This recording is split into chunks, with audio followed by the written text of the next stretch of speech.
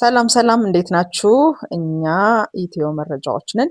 እንግዲህ እንደሚታወቀው ጃኒና አዶናይ አሁን ላይ ምንም አይነት ቪዲዮ እየለቀቁ አይደለም። ብዙዎችም እንግዲህ ለምን የሚል ጥያቄ እያነሱ ነው። እንደሚታወቀው ባለፈው በጥምቀት በዓል ሁለቱም ጎንደር ከተማ ተገኝተው ነበር። ታዲያ ጎንደር በነበራቸው ቆይታ መጠነኛ ግጭት ተቀስቅሷል። በእርግጥ መጠነኛ የሚያስብል አይደለም፣ ቺቲንግ ነው የተፈጸመበት አዶናይ። ምክንያቱም እንደምናውቀው ጥምቀት ሁለቱም ጎንደር በሄዱበት ሰዓት የተፈጠረ ነገር አለ። ጃኒ እንግዲህ አዶናይ ሳሎን ቁጭ ብሎ ባረፉበት ሩም ማለት ነው፣ እሷ ቶይሌት ገብታ ስልክ ትደውል ነበረ። ስልክ የደወለችው ማጋ ነው? በሚያሳፍር ወይም ልክ ባልሆነ ሁኔታ ጆን ዳንኤል ጋ ነው። እንደሚታወቀው ጆን ዳንኤል የጃኒ የቀድሞ ፍቅረኛ ነው። ነገር ግን በተለይ እንደምናውቀው ለአንድ ዓመት ከምናምን ያህል ጆን ዳንኤል እስር ላይ ነው ያሳለፈው። በወቅቱም ከአብረውት ከታሰሩ ሌሎች እስረኞች መካከል ናዮ አንዷ ናት። ናዮ ደግሞ ከጆን ዳንኤል ልጅ ወልዳለታለች። እንግዲህ ይህ ህፃን የተጸነሰው ጆኒና ጃኒ አንድ ላይ ሆነው ማለት ነው።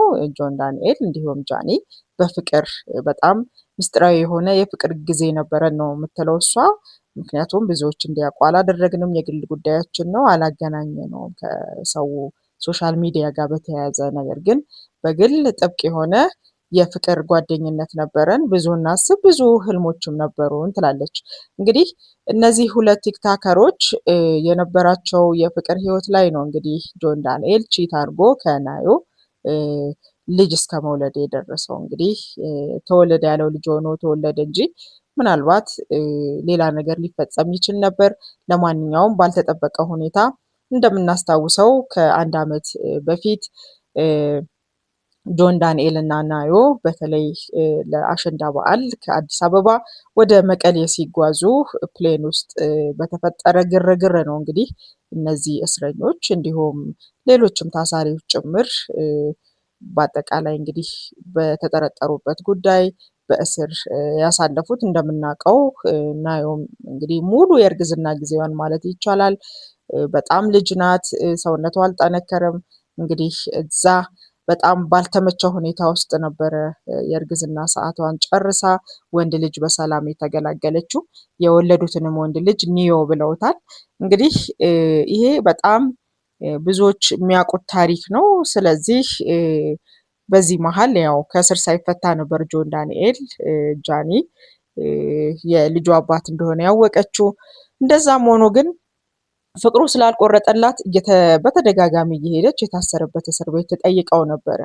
እንዴት ነህ አይዞህ እያለች ትጠይቀው ነበር። ነገር ግን ልክ ከእስር ከተፈታ በኋላ የሆነው ነገር ሌላ ነው። ምክንያቱም አሁን የእናንቺ ግንኙነት ነበረን፣ ግን በመሀል በተፈጠረ ስህተት ልጅን ያህል ነገር ወደዚህ ምድር አምጥቻለሁ።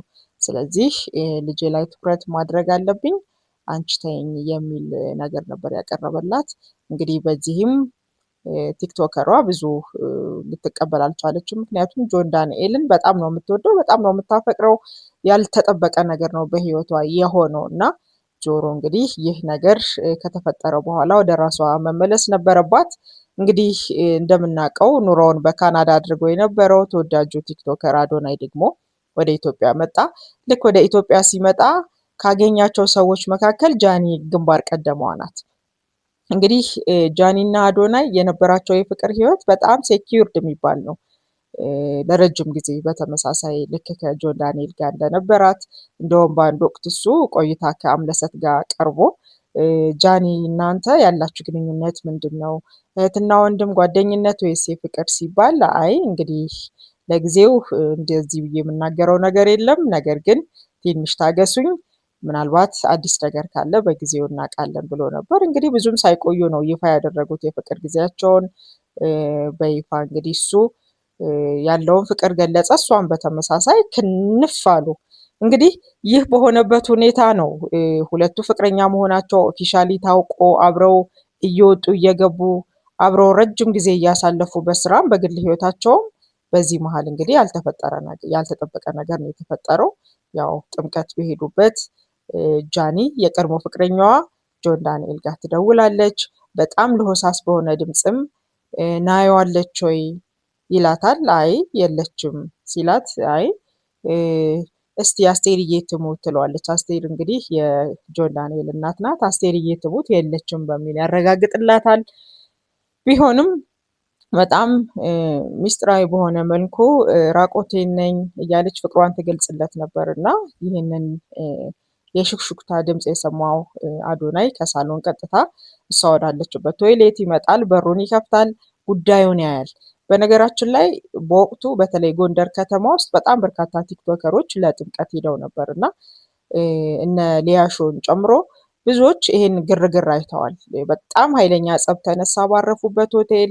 ምክንያቱም ያው ቺት እያደረገችበት ነው በስልክም ቢሆን ከቀድሞ ፍቅረኛዋ ጋር እና ምንም በቃ የተፈጠረው ነገር በጣም ከባድ ነበር። በእርግጥ ጆን ዳንኤል እና አዶናይ በተለይ አይሾ ስፒድ ኢትዮጵያ በመጣ ጊዜ በጋራ አንድ መድረክ ላይ ተገኝተው ሁለቱም ተቃቅፈው ያው ይቅር ሲባባሉ አይተናል። ግን ይህ ደግሞ ይቅር የሚባል ነገር አይደለም እና ያመናት ሴት ናት በዛ መንገድ ይሄን ስታደርግ የነበረው።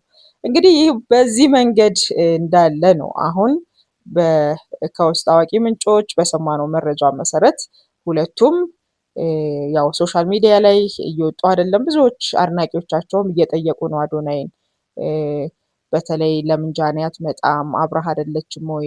የት ሄዳ ነው? የሚሉ በጣም ብዙ ሀሳቦች ከአድናቂዎቻቸው እየተነሱ ነው። እንደምናስታውሰው ያው በዚህ ግጭት ጆን ዳንኤልም ወጥቶ ሀሳቡን ገልጿል። እሷ ናት የደወለችልኝ፣ በፍጹም እኔ ህይወቴን ልኑር ተይኝ፣ እኔ ወልጃለሁ፣ ከልጄ እናት ጋር ነኝ የሚል ነገር ነበር አዲስ ህይወት ጀምሬያለሁ ሲላት የነበረው። እሷ ግን አይ በተደጋጋሚ አካውንትሽን ብሎክ አስደርግብሻለሁ እያለ ይዝትብኛል፣ አልተወኝም፣ ዛሬም በጣም ከጀርባ ያስጨንቀኛል ብላ ብቻ ሁለቱ መካከል በጣም ከፍተኛ የሆነ ግጭት ተነስቶ ነበር። እንግዲህ ከዚህ ግጭት በኋላ አሁን አዶናይ ኦፊሻሊ እንግዲህ ሰው ባለበት ምንም ያላቸውን ፍቅር ቢያሳውቁም ግን ከፍ ባለ ሁኔታ ደግሞ አሁን በቃል ኪዳን ያላቸውን ፍቅር አድሰው ቀለበት ሊያስርላት እንደሆነ ተገልጿል።